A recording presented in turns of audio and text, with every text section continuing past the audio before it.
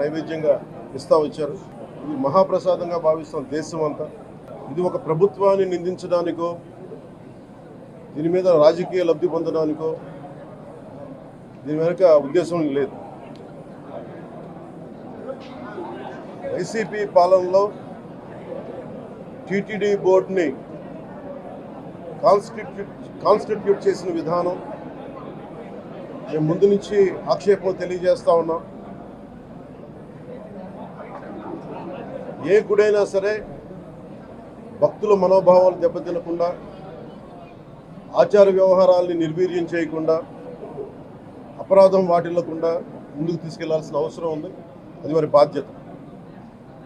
So TTD బోర్డుని constitute చేసిన YCP ప్రభుత్వం 2019 నుంచి సంస్కరణల పేరుతోటి, అంతకుముందు చాలా తప్పులు జరిగినాయనే వాటితోటి చాలా మార్పులు చేర్పులు పట్టుకొచ్చారు.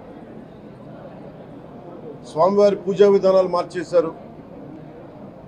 శ్రీవాణి ట్రస్ట్ అని పేరు పెట్టి దాని మీద 10,000 రూపాయలు టికెట్ పెట్టారు ఒక్కొక్క వ్యక్తికి. ఒక్కొక్క కుటుంబం వస్తే 5 మంది నలుగురు వస్తే తక్కువ కాకుండా వాళ్ళకి 50,000 రూపాయలు వసూలు చేసి టికెట్ మటుకు బిల్లు మటుకు 500 రూపాయలకి ఇస్తూ ఉండేవాళ్ళు.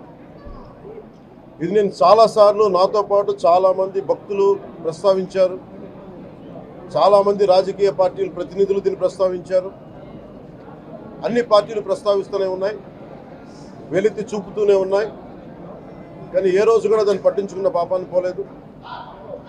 అలాగే వైసీపీ పాలనలో అఫీషియల్గా ఆన్ రికార్డ్ 219 గుడుల్ని అపవిత్రం చేశారు. విగ్రహాలని విధ్వంసం కావచ్చు, రథాలు తగలబెట్టడం కావచ్చు, అలాగే 300 పైచిలకు మన దేవాలయాలను అపవిత్రం చేశారు. ఇన్ని జరిగినా కానీ ఎప్పుడు నేను గొంతెత్తుతూనే ఉన్నాను.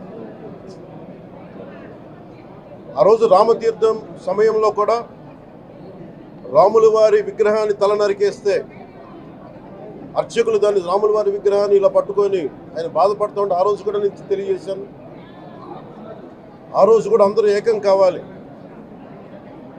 ఎవరి మతమైనా కావచ్చు, ఎవరి ప్రార్థనా మందిరాలు కావచ్చు, దేవాలయం కావచ్చు, మస్జిద్ కావచ్చు, చర్చి కావచ్చు, కానీ వారి మనోభావాలకి దెబ్బతినేలాగా దాడులు జరిగితే బయటికి రావాలి అని అందరూ నేను కోరుకుంటే ఆ రోజున చిలకలూరుపేట నుంచి ఉండే ముస్లిం సమాజ సోదరులు కూడా బయటకు వచ్చి ఆ రోజున మద్దతు తెలియజేశారు.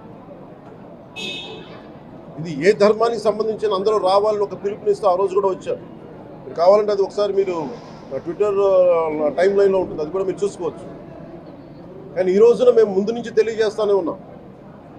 చాలా అవకతవకలు జరుగుతూ ఉన్నాయి, ప్రసాదాలు కల్తీ జరుగుతూ ఉన్నాయి, సరిగ్గా లేవు, ప్రసాదం నాణ్యత పోయింది, డబ్బులు కలెక్ట్ చేస్తున్నారు, రిసిప్ట్లు ఇవ్వట్లేదు.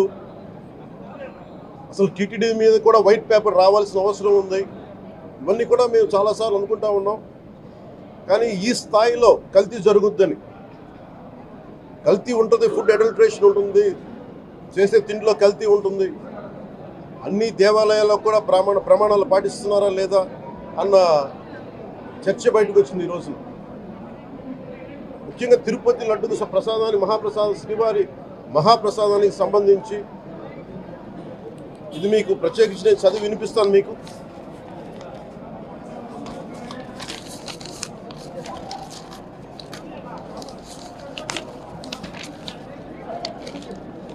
ఈ రిపోర్ట్ ప్రత్యేకించి centre for analysis and learning in livestock and food of the National Dairy Development Board వారికి శాంపుల్స్ పంపిస్తే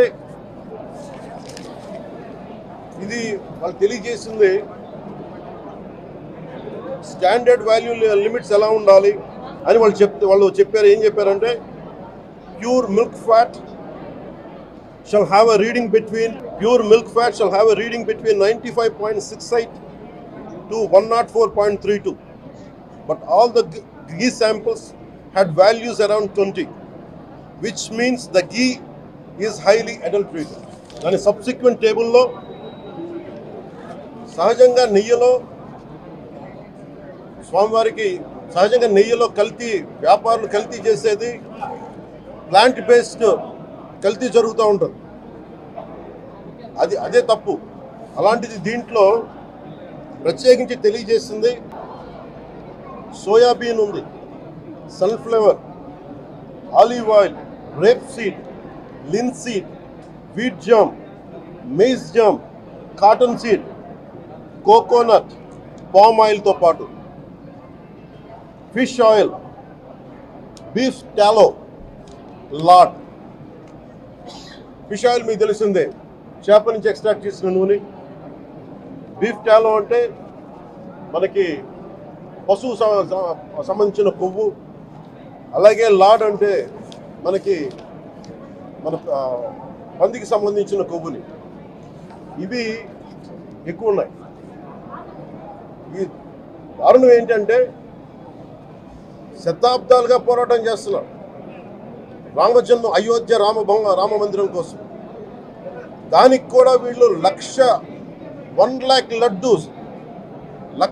లడ్లు ఇలా బీఫ్ తోటి, పిగ్ ఫ్యాట్ తోటి, ఫిష్ ఆయిల్ తోటి కలిపిన లడ్డు 1,00,000 లడ్లు కొన్ని దశాబ్దాలుగా శతాబ్దాలుగా అయోధ్య రామ మందిరం కావాలని చాలా ప్రతిష్టాత్మకంగా తీసుకుంటే దానికి కూడా తిరుపతి లడ్లు వెళ్ళి, టీటీడీ లడ్లు వెళ్ళి.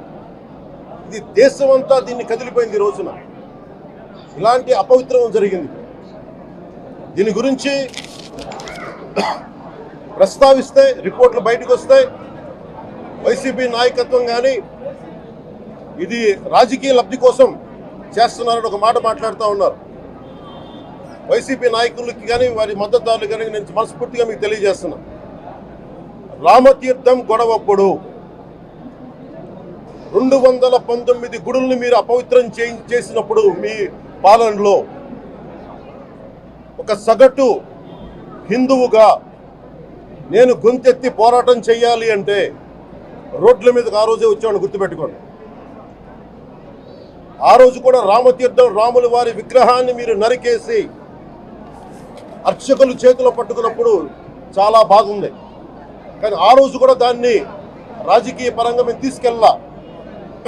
దోషులకి శిక్ష పడాలి, వీళ్ళెవరో కనుక్కోండి. ఈ రోజు వరకు మీరు పట్టించుకోవాలా. ఇది మేము చెప్తూనే ఉన్నాం. నిజంగా చెయ్యాలంటే ఈ ప్రస్తావన ఎందుకు తీసుకొస్తున్నానంటే సమాజంలో అస్థిరత లేదంటే డిస్హార్మనీ క్రియేట్ చేయడానికి మేము లేవు ఇక్కడ. కానీ తప్పు జరుగుతుంటే, దాడులు జరుగుతూ ఉంటే, అపవిత్రం చేసుకుంటూ వెళ్ళిపోతే చూస్తూ ఎవరు కూర్చోం. తప్పు, అది కూడా తప్పు అవుద్ది. ఫండమెంటల్, కాన్స్టిట్యూషనల్ ఫండమెంటల్ ఇది. ప్రతి వ్యక్తికి వారి ధర్మాన్ని ఆచరించే హక్కు ఉంది.